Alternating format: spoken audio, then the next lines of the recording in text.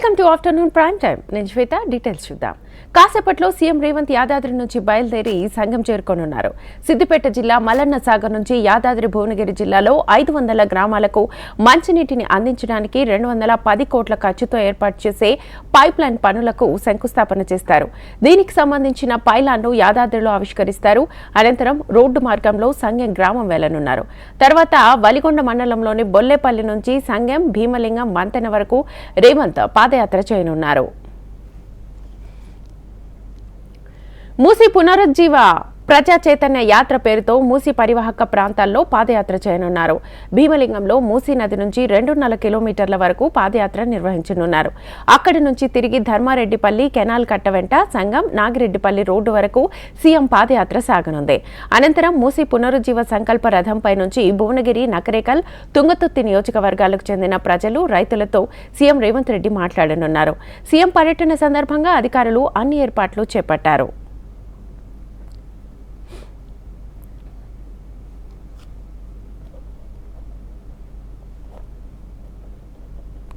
రైటిక కాసేపట్లో సీఎం రేవంత్ యాదాద్రి నుంచి బయలుదేరి సంగం చేరుకోనున్నారు. సిద్దిపేట జిల్లా మల్లన్న సాగర్ నుంచి యాదాద్రి భువనగిరి జిల్లాలో 500 గ్రామాలకు మంచినీటిని అందించడానికి 210 కోట్ల ఖర్చుతో ఏర్పాటు చేసే పైప్ లైన్ పనులకు శంకుస్థాపన చేస్తారు. ఇదే అంశానికి సంబంధించి ఫుల్ డీటెయిల్స్ మా ప్రతినిధి ప్రేమ్ లైవ్ ద్వారా అందిస్తారు. ప్రేమ్.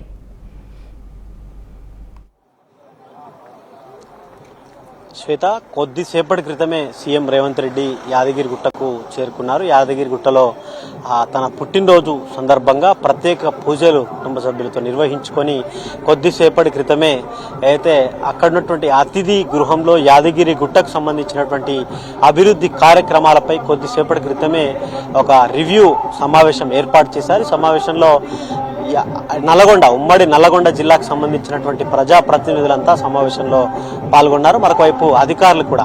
ఈ సమావేశం దాదాపుగా 2 గంటల పాటు జరగనుంది. ఈ సమావేశంలో ముఖ్యంగా యాదగిరిగుట్టకు సంబంధించినటువంటి మిగిలిన పనులు, వసతి గృహాలు, ఏదైతే భక్తులకు ఎట్లాంటి ఇబ్బందులు కలగకుండా సంబంధించినటువంటి ఏర్పాట్లన్నీ కూడా పూర్తి చేయాలని చెప్పేసి, మరొకవైపు కొంత అప్పుడు ఏదైతే టెంపుల్ అభివృద్ధిలో భాగంగా చేసినటువంటి దాంట్లో షాపులు కోల్పోయినటువంటి వారికి మిగిలిపోయినటువంటి నిధులు ఇవ్వాల్సింది, వాటిపై కూడా ఈ సమీక్ష సమావేశంలో చర్చిస్తారు. చర్చించిన తర్వాత అక్కడ భోజనానంతరం నేరుగా ఏదైతే సంగం గ్రామానికి చేరుకుంటారు. సంగం నుంచి ఇక్కడ 2.5 కిలోమీటర్లు ఇక్కడ మూసీ పరివాహక ప్రాంతం చుట్టూ అంతా కూడా ఇక్కడికి రానున్నారు.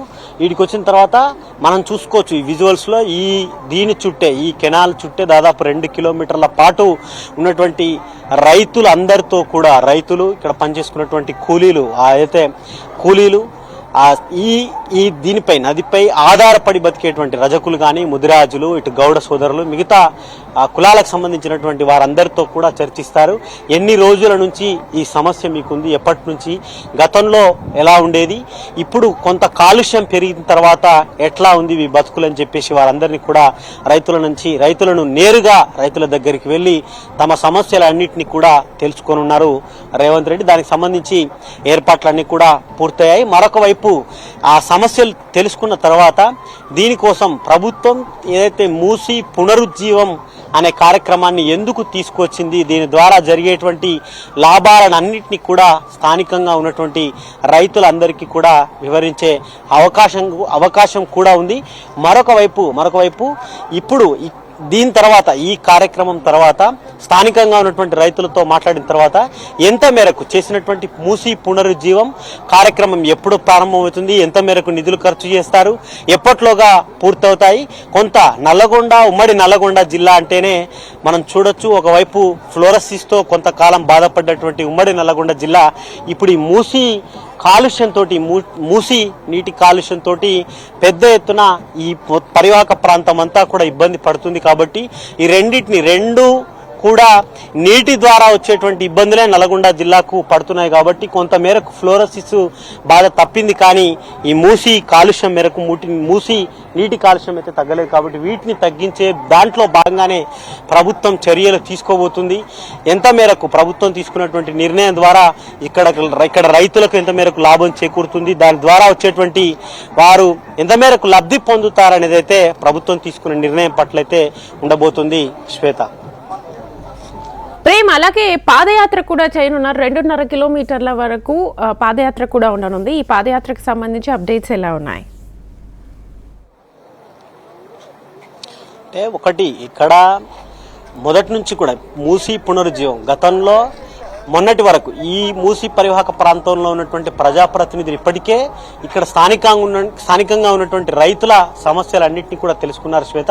ఇప్పుడు స్వయంగా సీఎం రేవంత్ రెడ్డి ఎందుకోసం అంటే ఇక్కడ పడేటువంటి రైతుల బాధ ఏ విధంగా ఉంటుంది అనే దాన్ని ప్రత్యక్షంగా తాను తెలుసుకోవాలని చెప్పేసి భావించారు. దాంట్లో భాగంగా ఒకవైపు తన పుట్టినరోజు అయినా కూడా పుట్టినరోజు వేడుకలను వదులుకొని ప్రజల కోసమే, ప్రజా శ్రేయస్సు కోసమే, ప్రజల సమస్యల పరిష్కారం చేయడం కోసమే ధ్యేయంగా పెట్టుకొని తాను అయితే ఒకవైపు అభివృద్ధి కార్యక్రమాలు చేసుకుంటూనే మరొక వైపు ప్రజా సమస్యలు తెలుసుకోవడంలో భాగంగా రాబోతున్నారు. ప్రస్తుతం మనం చూసేటువంటి ఈ విజువల్స్ లో కూడా చూసుకోవచ్చు. ఇక్కడ ఒక 3 పాయలుగా విడిపోయి ఇక్కడ ఒక శివాలయం ఉంది. శివునికి సంబంధించినటువంటి లింగం ఉంది. అక్కడ ప్రత్యేక పూజలు చేసిన తర్వాత ఇక్కడి నుంచే మనం విజువల్స్ లో చూసుకునేటువంటి ఈ దారి గుండానే వెంబడి దాదాపు మొత్తం ఈ కెనాల్ చుట్టూ కూడా దాదాపు 2.5 కిలోమీటర్లు స్థానికంగా ఉన్నటువంటి రైతులను ఒక్కొక్కరినిగా కలిసి వారి సమస్యలు తెలుసుకుంటూ కూడా పాదయాత్ర ఉండబోతుంది. దాదాపు 1 గంట పాటు ఇక్కడ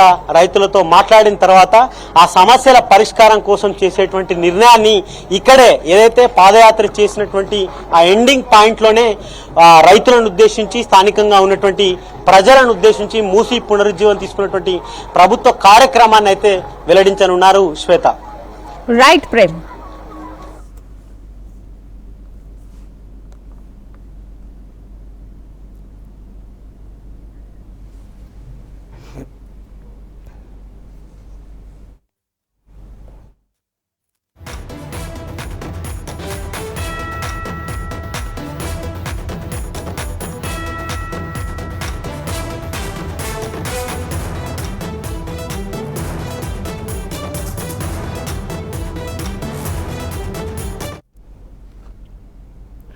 హైదరాబాద్ శివారులో ఓ ఇసుక లారీ బీభత్సం సృష్టించింది. నాసింగ్ సమీపంలో ఔటర్ రింగ్ రోడ్డుపై రోబోసాన్ తరలిస్తోన్న లారీ బోల్తా పడింది. లారీ డ్రైవర్ స్వల్ప గాయాలతో బయటపడ్డారు. లారీ రోడ్డుకు అడ్డంగా పడిపోవడంతో భారీగా ట్రాఫిక్ జామ్ అయింది. రంగంలోకి దిగిన ట్రాఫిక్ పోలీసులు లారీని పక్కకు తీసే ప్రయత్నం చేస్తున్నారు. మితిమీరిన వేగం, ఓవర్లోడ్ కారణంగానే లారీ అదుపు తప్పినట్లుగా పోలీసులు తెలిపారు.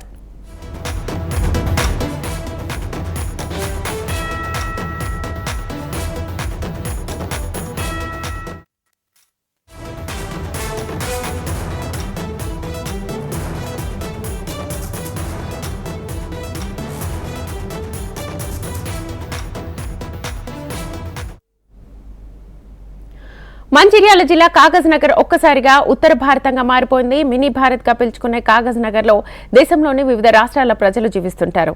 ఉత్తర భారతీయులు కార్తీక మాసంలో సూర్య భగవాను ఘనంగా కొలుస్తారు. సూర్యుడికి చేసే పూజ క్రతువునే వీరంతా ఛత్ పూజ అని పిలుస్తారు. కాగజ్ నగర్ లోని ఎస్పీఎం ప్లే గ్రౌండ్ లో ఛత్ పూజను ఘనంగా నిర్వహించారు.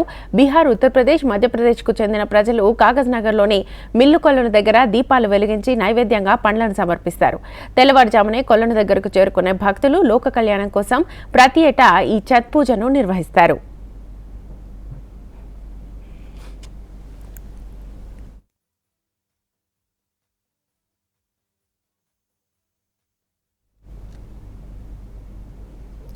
చల్లని బీరు తాగి సేద తీరుదామని అనుకున్న ఒక వ్యక్తికి ఈ చేదు అనుభవం ఎదురైంది. వైన్స్ కు వెళ్లి బీరు కొన్న వ్యక్తికి బీర్ సీసాలో కప్పలాంటి అవశేషం కనిపించేసరికి కంగుతిన్నాడు. ఈ ఘటన నిజామాబాద్ జిల్లాలో చోటు చేసుకుంది.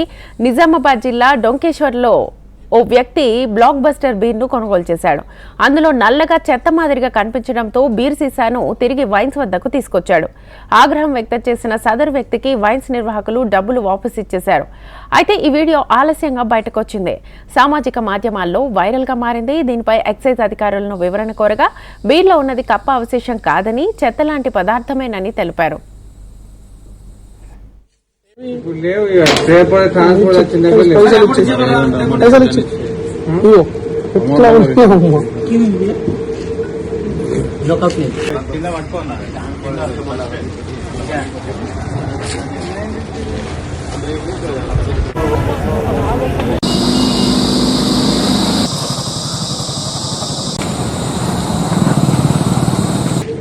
ఏవి ఇప్పుడు లేవు ఇక రేపు ట్రాన్స్పోర్ట్ వచ్చింది పైసలు ఇచ్చి ఇగో ఎట్లా ఉన్నాయమ్మా.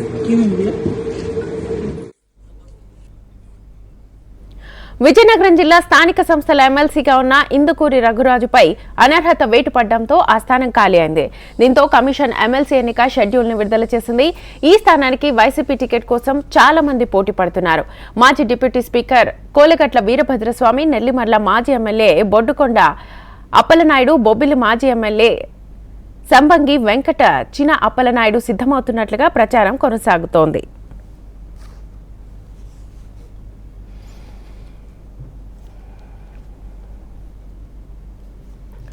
దీంతోనే విజయనగరం జిల్లా స్థానిక సంస్థల కోట ఎమ్మెల్సీ ఎన్నికల షెడ్యూల్ విడుదలైంది. నవంబర్ 28వ తేదీన ఉదయం 8 గంటల నుంచి సాయంత్రం 4 గంటల వరకు స్థానిక సంస్థల ఎమ్మెల్సీ ఎన్నికల ఓటింగ్ నిర్వహిస్తారు.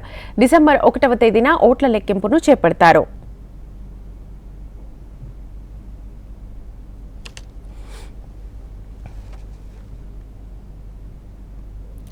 విజయనగరం జిల్లాలో ఎలక్షన్ కోడ్ తక్షణమే అమల్లోకి వస్తుందని కేంద్ర ఎన్నికల సంఘం ప్రకటించింది. టీడీపీతో టచ్లోకి వెళ్లారని వైసీపీ ఎమ్మెల్సీ ఇందుకూరి రఘురాజును పార్టీ నుంచి బహిష్కరించింది. అనంతరం శాసనమండలి చైర్మన్ కు ఫిర్యాదు చేసింది. మండలి చైర్మన్ ఇందుకూరి రఘురాజుపై అనర్హత వేటు వేశారు.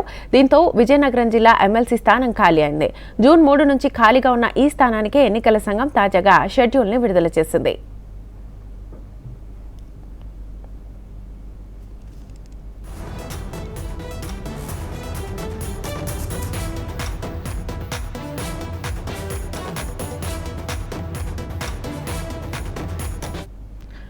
దీంతో ఇప్పుడు విజయనగరం స్థానిక సంస్థల కోట ఎమ్మెల్సీ స్థానాన్ని వైఎస్ఆర్ కాంగ్రెస్ పార్టీ తిరిగి నిలబెట్టుకోవాలని భావిస్తోంది. ఈ స్థానానికి తాజాగా భారత ఎన్నికల సంఘం నోటిఫికేషన్ను విడుదల చేయనుంది. ఎన్నికల కోడ్ ఇప్పటికే అమల్లోకి రావడంతో గజపతి నగరంలో సీఎం చంద్రబాబు నాయుడు అధికారిక పర్యటన సైతం రద్దయింది. 2.5 ఏళ్ల క్రితం జరిగిన స్థానిక సంస్థల ఎన్నికల్లో వైసీపీ మొత్తం 34 జడ్పీటీసీ స్థానాలు, 389 ఎంపీటీసీ స్థానాలకు గాను 389 స్థానాల్లో విజయం సాధించింది. ఈసారి ఎస్కోట మాజీ ఎమ్మెల్యే కడుబండి శ్రీనివాసరావు, మాజీ ఎమ్మెల్సీ ఇందుకూరి రఘురాజుతో విభేదాలు ఉండడంతో ఆయన పేరు వైసీపీ పరిశీలించే అవకాశం లేకపోలేదు.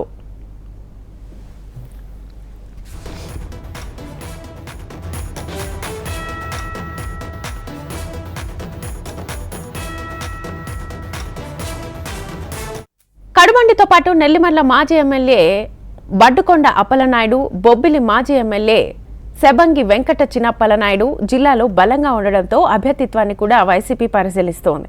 మరోవైపు టీడీపీ తన అభ్యర్థిని నిలబెడితే ఆ అభ్యర్థికి తగిన విధంగా వైసీపీ ఇతరుల పేర్లను పరిశీలించనుంది. మరోవైపు ఉమ్మడి విజయనగరం జిల్లాకు చెందిన 2 మాజీ డిప్యూటీ సీఎంలు పీడిక రాజన్నదొర, పాముల పుష్ప, శ్రీవాణి ఎమ్మెల్సీ కోసం పోటీ పడుతున్నట్లుగా తెలుస్తోంది.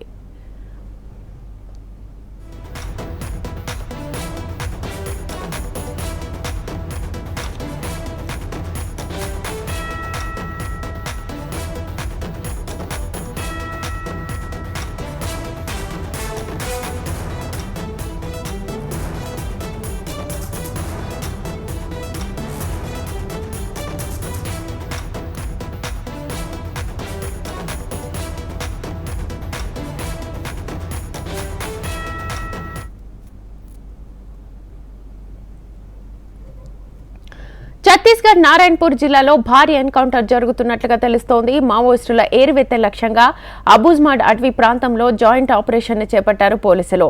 తారసపడ్డ మావోయిస్టులకు పోలీసులకు మధ్య భారీగా ఎదురుకాల్పులు జరుగుతున్నట్లుగా తెలుస్తోంది. అబూజ్మాడ్ అటవీ ప్రాంతంలో గురువారం రాత్రి నుంచి తుపాకుల మోత కొనసాగుతున్నట్లుగా సమాచారం. భారీగా ప్రాణ నష్టం వాటిల్లినట్లుగా తెలుస్తోంది. అయితే ఎన్కౌంటర్ ని అధికారికంగా ఇంకా ధృవీకరించలేదు పోలీసులు.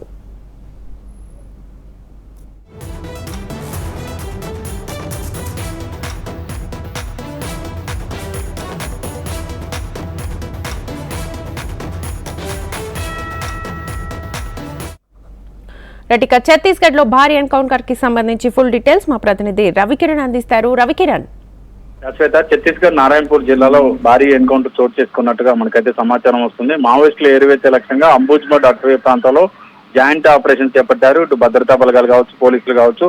ఈ జాయింట్ ఆపరేషన్ లో కూంబింగ్ నిర్వహిస్తున్న తరుణంలో మావోయిస్టులకు పోలీసులకు మధ్య గత అర్ధరాత్రి నుంచి కూడా భారీగా కాల్పులు చోటు చేసుకున్నట్టుగా తెలుస్తుంది. అంబుజ్మడ్ అటవీ ప్రాంతం దట్టమైన అటవీ ప్రాంతం కావడంతో తుపాకుల మోత పెద్ద ఎత్తున మోగడంతో స్థానికంగా ఉన్నటువంటి గ్రామీణ ప్రాంతాల్లో ప్రజలు కూడా బెంబేలెత్తిపోతున్న పరిస్థితి అయితే ప్రస్తుతం అక్కడ కనపడుతుంది. భారీగా ప్రాణ నష్టం కూడా వాటిల్లినట్టుగా విశ్వసనీయ సమాచారం అయితే అందుతుంది. ఎన్కౌంటర్ ఇంకా పోలీసులు అయితే ధృవీకరించలేదు. అంబుజ్మడ్ ప్రాంతంలో గత కొంతకాలంగా ఇటు పోలీసులకు అటు మావోయిస్టులకు మధ్య పోరు కొనసాగుతూనే ఉంది. మావోయిస్టుల ఏరివేత లక్ష్యంగా సెంట్రల్ బలగాలు కావచ్చు, కమాండర్ టీమ్స్ కావచ్చు, అలాగే స్థానిక పోలీసులు కావచ్చు జాయింట్ ఆపరేషన్లు చేపడుతున్నాయి. మూకుమ్మడిగా మావోయిస్టుల ఏరివేత లక్ష్యంగా పోలీసులు పెద్ద ఎత్తున కూంబింగ్ కూడా నిర్వహిస్తున్న తరుణంలో కొన్ని ప్రాంతాల్లో ఉన్నటువంటి మావోయిస్టు శిబిరాలను కూడా ఎప్పటికప్పుడు పోలీసులు ఎదురుదాడికి చేస్తున్న పరిస్థితి కనపడుతుంది. ఈ నేపథ్యంలో మావోయిస్టులకు పోలీసులకు మధ్య ఎదురుకాల్పులు అయితే కంటిన్యూ అవుతున్నాయి. ప్రస్తుతం అయితే అంబుజ్మడ్ అటవీ ప్రాంతంలో ఇంకా తుపాకుల మోత అయితే కంటిన్యూ అవుతుంది. భారీగా ప్రాణ నష్టం కూడా జరిగినట్టు తెలుస్తుంది. దీనికి సంబంధించి పోలీసులు అయితే ఇంకా ధృవీకరించలేదు. ఈ రోజు సాయంత్రం వరకు కూడా వివరాలు వెల్లడించే అవకాశం అయితే పోలీసులు చెప్తున్నారు. Thank you.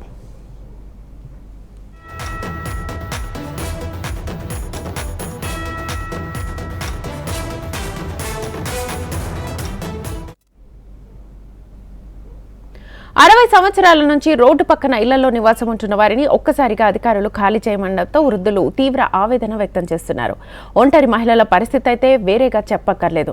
వారికి ప్రభుత్వం తరఫున ఎటువంటి ఇళ్ల స్థలం కేటాయించలేదు. అలాంటి వారి ఇళ్లను సైతం తీసివేయాలని అధికారుల ఆదేశాలతో వారికి ఏం చేయాలో దిక్కుతోచని పరిస్థితి నెలకొంది. పశ్చిమ గోదావరి జిల్లా ఆకువీడు మండలం ఐ భీమవరం గ్రామంలో రోడ్డు పక్కన నివాసం ఉంటున్న దీన గాథ ఇది.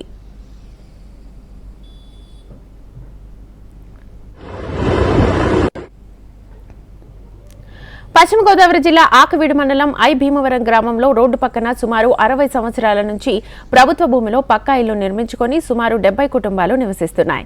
కొద్ది రోజులుగా ఆకువీడు నగర పంచాయతీ అభివృద్ధి చేయాలన్న ఉద్దేశంతో రోడ్డు పక్కన ఉన్న ఆక్రమిత ఇళ్లను ఖాళీ చేయించాలని స్థానిక శాసనసభ్యులు అధికారులకు ఆదేశాలు జారీ చేశారు.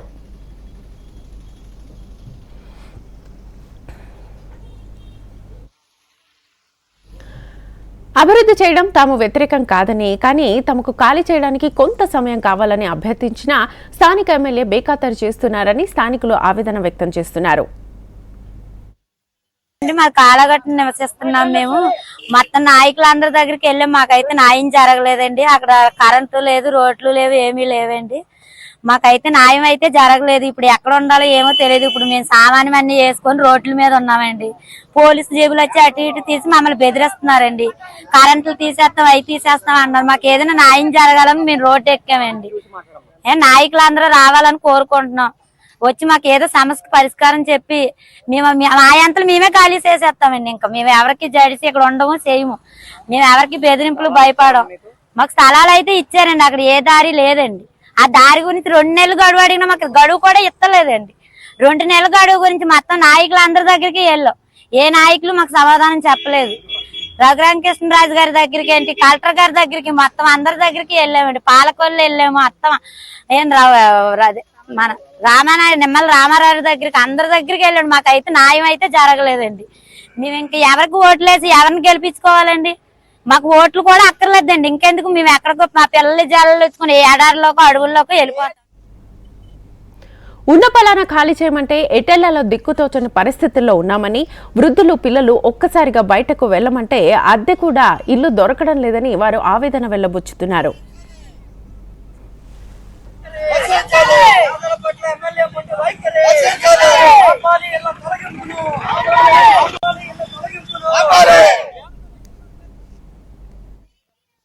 తూర్పే మాది, తూర్పు ఎప్పుడో వచ్చాం బాబు.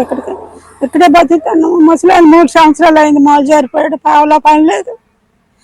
నేను పింఛని ఆధారం మీద బతుకుతాను. అయ్యా పింఛని వస్తే 2000 రూపాయలు మందులకి అయిపోతున్నాయి. 2000 ఉంటే అలాగే కలుగు ఎంతో తాగుతాం. నేను అంతకన్నా మించింది ఏం లేదు. మాకు ఎవరు చూసిన లేదు. ఇల్లు గురించే సమస్య వచ్చింది కదా. ఇల్లు తీసేస్తామన్నారు కదా. ఇల్లు కోల్పోయిన వారిలో వృద్ధులు, ఒంటరి మహిళల పరిస్థితి చాలా దయనీయంగా ఉంది. కేవలం పెన్షన్ నగదుతో జీవితాన్ని గడిపేవారు ఇప్పుడు అద్దె ఇళ్లలోకి వెళ్లాలంటే వారి పెన్షన్, ఇంటి అద్దె, కరెంటు బిల్లులకే సరిపోతుందని ఆవేదన వ్యక్తం చేస్తున్నారు. ఎటు వెళ్ళము మేము, ఎటు వెళ్ళిపోగా మేము కాల్ చేతులు ఏంటని నేను ఎటు వెళ్ళగలం బాబా. ఎక్కడ ఇస్తే ఎక్కడికి వెళ్తాము, ఏం చేస్తాం రీబా. ఒక ఇల్లు లేవు, ఎక్కడికి వెళ్తాము. మన ముసలి ఎక్కడికి వెళ్తాం బాబా, కాళ్ళు లేని వాళ్ళకి కొంత ఇల్లు ఇచ్చినట్టు చూసు బాబా, నాకు బాబా నాయన ఎవరో చూస్తావో కాపాడుతావో బాబా. అలాంటి ముసలి మెట్టి వెళ్ళాం, కాళ్ళు చేతులు పెట్టి వెళ్తాం చెప్పు. ఇల్లు ఇంతే, ఇంట్లో బయట ఉంటాం, ఇల్లు ఏంది ఎక్కడికి వెళ్తాము. స్థానిక ఎమ్మెల్యేని కలిసి తమ గోడు వినిపించినా కనీసం తమకు ఇవ్వకపోగా చాలా దారుణంగా మాట్లాడారని, ఇల్లు ఖాళీ చేసిన వారికి 6,000 రూపాయలు ఇస్తామని చెప్పడంతో తీవ్ర స్థాయిలో వృద్ధులు ఆగ్రహం వ్యక్తం చేశారు.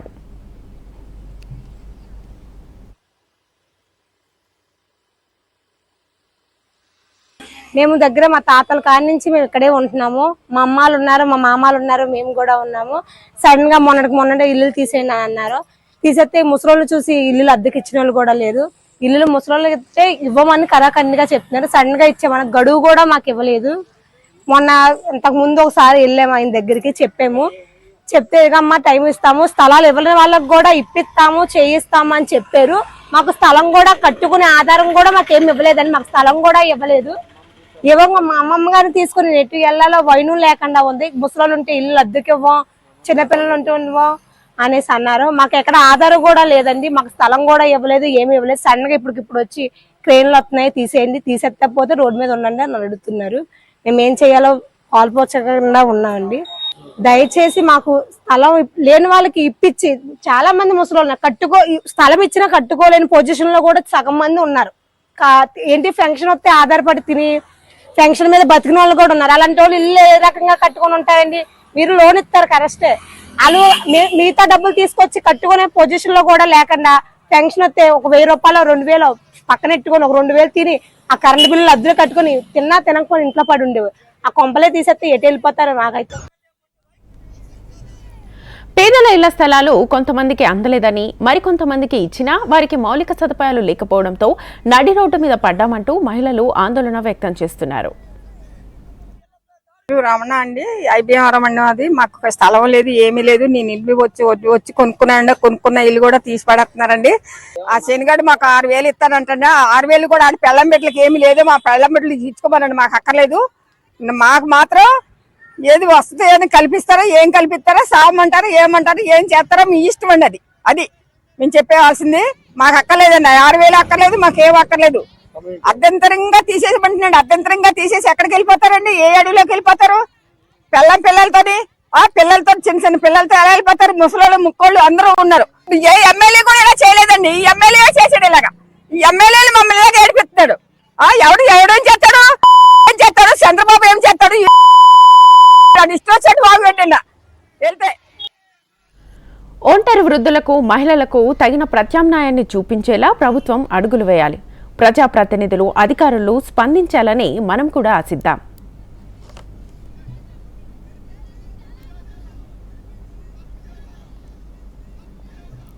ప్రభుత్వం ధాన్యం కొనుగోలు కేంద్రాలను ప్రారంభిస్తున్నప్పటికీ కొనుగోళ్లు ప్రారంభం కాకపోవడం, ధాన్యం రాశుల వద్ద రైతులు పడిగాపులు కాస్తుండడం అన్నదాతల ఆందోళనకు ఊతమిస్తోంది.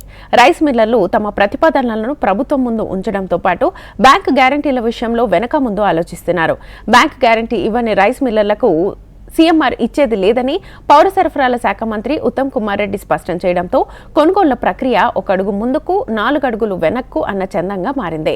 మరోవైపు డిఫాల్టర్లకు సీఎంఆర్ కేటాయించొద్దని ప్రభుత్వం నిర్ణయించింది. ఇంకోవైపు కొనుగోలు కేంద్రాల వద్ద ధాన్యం రాశులు పేరుకుపోతుండటంతో పంట కోతలు ఊపందుకోనున్న నేపథ్యంలో మిల్లర్లతో అధికారులు ఓ ఒప్పందానికి వచ్చారు. 10 రోజుల వరకు తమకు బాండ్ పేపర్ రాసివ్వాలని, ఆ తర్వాత బ్యాంక్ గ్యారంటీలు సమర్పించాలని సూచించారు.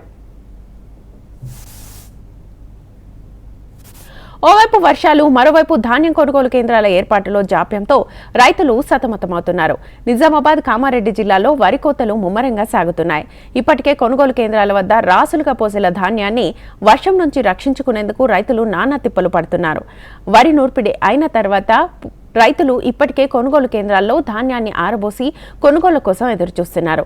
ఉదయం వేళ ధాన్యాన్ని ఆరబోసినా రాత్రి వేళ కురుస్తున్న అకాల వర్షాలతో తేమ శాతంలో మార్పు రావడం లేదు. దీంతో ధాన్యాన్ని కొనుగోలు కేంద్రాల్లోనే విక్రయించేందుకు సమయం పడుతోంది.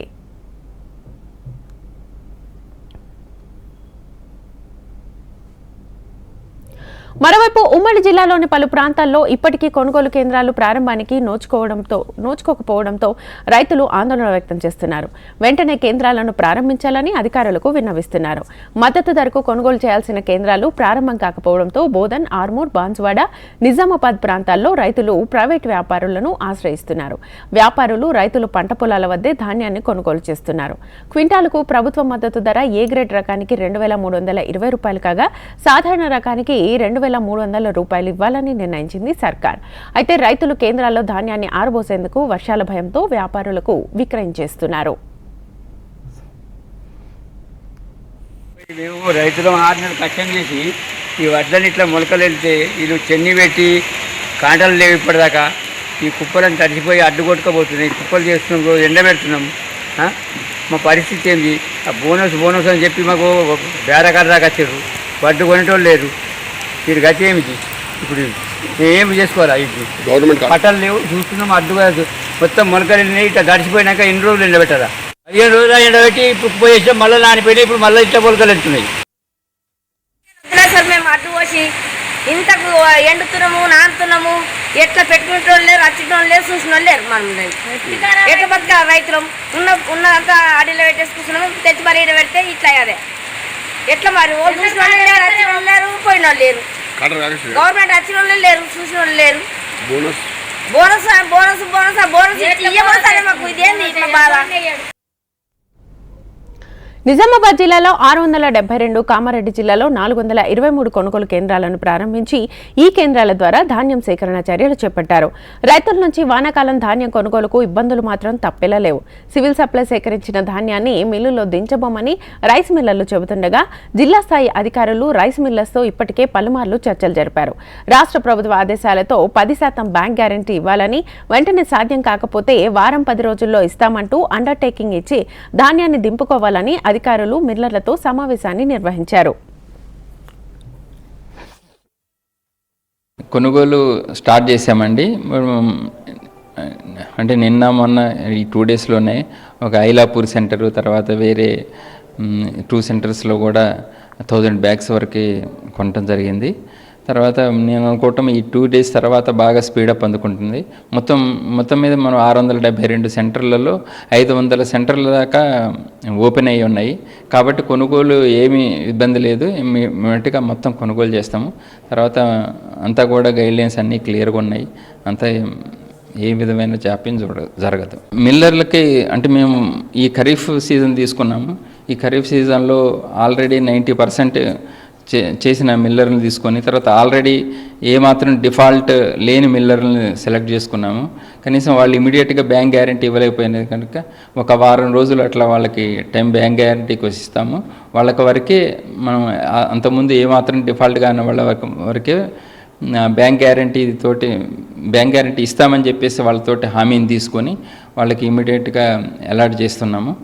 అట్లా కాకుండా తర్వాతనైతే కనుక ఇప్పుడు గైడ్లైన్స్ వచ్చాయి మనకి. తర్వాత 10% బ్యాంక్ గ్యారంటీ తోటి, తర్వాత 20% సెక్యూరిటీ డిపాజిట్ తోటి అంటే నాన్ డిఫాల్ట్ మిల్లర్స్కి ఇవ్వమని ఉంది. అట్లా కాకుండా ఎవరైనా కానీ డిఫాల్ట్ మిల్లర్స్ కనుక వాళ్ళు డిఫాల్ట్ అనే మొత్తాన్ని కట్టేసి తర్వాత 25% కూడా వాళ్ళకి వేసిన పెనాల్టీ కూడా కట్టేసి ఉంటే కనుక వాళ్ళకి 20% బ్యాంక్ గ్యారంటీ తోటి, తర్వాత అండ్ సెక్యూరిటీ డిపాజిట్ కూడా 25% సెక్యూరిటీ డిపాజిట్ తోటి వాళ్ళకు కూడా ఇస్తే కనుక వాళ్ళకు కూడా ప్యాడీ ఇవ్వడం జరుగుతుంది. మరోపక్క అకాల వర్షాలు పడుతుండటంతో కొనుగోలు కేంద్రాల్లో నిల్వ ఉంచిన ధాన్యం తడిసి ముద్దవుతోంది. దీంతో అన్నదాతలు పడరాని పాట్లు పడుతున్నారు. అటు మిల్లర్లు ముందుకు రాకపోవడం, ఇటు వర్షాలతో ధాన్యం తడిసిపోవడంతో రైతులు అయోమయానికి గురవుతున్నారు. ఉమ్మడి నిజామాబాద్ జిల్లాలో ధాన్యం సేకరణకు అవసరమైన ఏర్పాట్లు చేసేందుకు ప్రణాళికలను సిద్ధం చేశామని నిజామాబాద్ అడిషనల్ కలెక్టర్ కిరణ్ కుమార్ స్పష్టం చేశారు. మన దగ్గర అన్ని చోట్ల అన్ని సెంటర్లో ప్యాడీ వచ్చింది. వాటన్నిటికి కూడా మనం అర్జెన్సీ ఉంది కాబట్టి వాటితోటి గ్యారంటీ తీసుకొని ఏమాత్రం డిఫాల్ట్ లేని మిల్లుకు, తర్వాత ఒకవేళ డిఫాల్ట్ అయినా కానీ మొత్తం అన్నీ కట్టి ఇప్పుడు ఏమాత్రం లేని మిల్లులకు మాత్రమే ఇవ్వటం జరుగుతుంది. లేదండి, ఇప్పుడు యంత్రాంగం మొత్తం పూర్తి సన్నద్ధంగా ఉన్నది. ఏ విధమైనటువంటి ఇప్పుడు మనం ఏదైతే ప్రొక్యూర్ చేసామో 1000 బస్తాల దాకా కొన్నామని చెప్పాము. కొన్నది ఐలాపూర్లో కొన్నాము, తర్వాత వేరే సిరికొండలో కొనడం జరిగింది. ఇమీడియట్గా అవి వాటికి రైస్ మిల్లర్కి షిఫ్ట్ చేసేస్తాము. అట్లా కాకుండా ఎక్కడైనా బయట ఉన్నది వాటన్నిటిని కూడా ఇమీడియట్గా చర్యలు తీసుకొని అన్నీ కూడా కొనే ఏర్పాటు చేస్తాం. ధాన్యం దిగుబడి వచ్చే చోట కేంద్రాలను వెంటనే ప్రారంభించేందుకు చర్యలు తీసుకుంటున్నామని, రైతులకు మద్దతు ధర కల్పిస్తామని అన్నారు. ప్రభుత్వం నిర్ణయించిన బోనస్ కూడా ఇస్తామన్నారు కామారెడ్డి జిల్లా సివిల్ సప్లై శాఖ అధికారులు. 670 దాకా ఇప్పుడు కొనుగోలు కేంద్రాలు పెట్టడం జరిగిందండి. దాంట్లో అంటే సన్న రకం ధాన్యం వేరుగా, దొడ్డు రకం ధాన్యం వేరుగా, ఆ విధంగా మొత్తం 670 దాకా ప్లాన్ చేశాము. అండ్ మాకు ఉన్న ఇనిషియల్ మొట్టమొదటగా ఏదైతే మేము ఎస్టిమేషన్స్ వేసుకున్నామో దాని ప్రకారం 8 లక్షల టన్నుల వరకు ధాన్యం కొనుగోలు రావచ్చని అంచనా. ఇప్పుడు మీరు కొద్దిగా లేట్ అయింది కాబట్టి కొద్దిగా తగ్గొచ్చు అనుకుంటున్నాము. లేకపోతే మోరార్లెస్ 8 లక్షల వరకు అయితే మేము ప్లాన్ చేసుకొని రెడీగా ఉన్నాం. ప్రభుత్వ ఆదేశాల ప్రకారం రైతులకు సన్న వడ్లు పండించి ఎవరైతే మన సెంటర్లలో అమ్ముతారో వాళ్ళకి 500 రూపాయల బోనస్ కూడా ఇవ్వడం జరుగుతుంది. దానికి కూడా ఆదేశాలు వచ్చాయండి ప్రభుత్వం నుంచి. డిఫాల్ట్ మిల్లర్లు దాదాపు డిఎం గారు ఐడెంటిఫై చేసిన ప్రకారం 40 మంది ఉన్నారండి. ఆ 40 మందికి కూడా ఈసారి కూడా ధాన్యం కేటాయింపు జరగట్లేదు. మేము ఆ డిఫాల్ట్ మిల్లర్కి ఎవరికి ఇచ్చేయాలి. డిఫాల్ట్ మిల్లర్లు ఒకవేళ వాళ్ళు డిఫాల్ట్ ఉన్న అమౌంట్ మొత్తం క్లియర్ చేసి, కార్పొరేషన్కి ఉన్న బాకీ ఉన్నది మొత్తం క్లియర్ చేసి మళ్ళీ బ్యాంక్ గ్యారంటీ ఇస్తేనే ఇవ్వగలుగుతాం. లేకపోతే మేము వారికి కేటాయింపులు అయితే జరగటం లేదు. మొత్తం మన దగ్గర మాక్సిమం ఒక 50% దాకా హార్వెస్టింగ్ అయిపోయిందని అగ్రికల్చర్ వాళ్ళ రిపోర్ట్ ఉందండి. రైస్ మిల్లర్లకు సంబంధించి 10% బ్యాంక్ గ్యారంటీ ఇచ్చి, ఇంతకుముందుకు క్లీన్ రికార్డు ఉన్న వాళ్ళు 10%, ఒకవేళ ఎవరైనా డిఫాల్టర్ ఉంటే వాళ్ళు మొత్తం డిఫాల్ట్ క్లియర్ చేసి ఉంటే వాళ్ళకి 20 మరియు 25% చొప్పున బ్యాంక్ గ్యారంటీ ఇచ్చిన వాళ్ళకు ప్యాడీ అలొకేట్ చేయమని ఉత్తర్వులు వచ్చాయి. సో అందుకు సంబంధించి ఈరోజు రైస్ మిల్ అసోసియేషన్ అండ్ బ్యాంకర్స్తో ఒక మీటింగ్ పెట్టడం జరిగింది.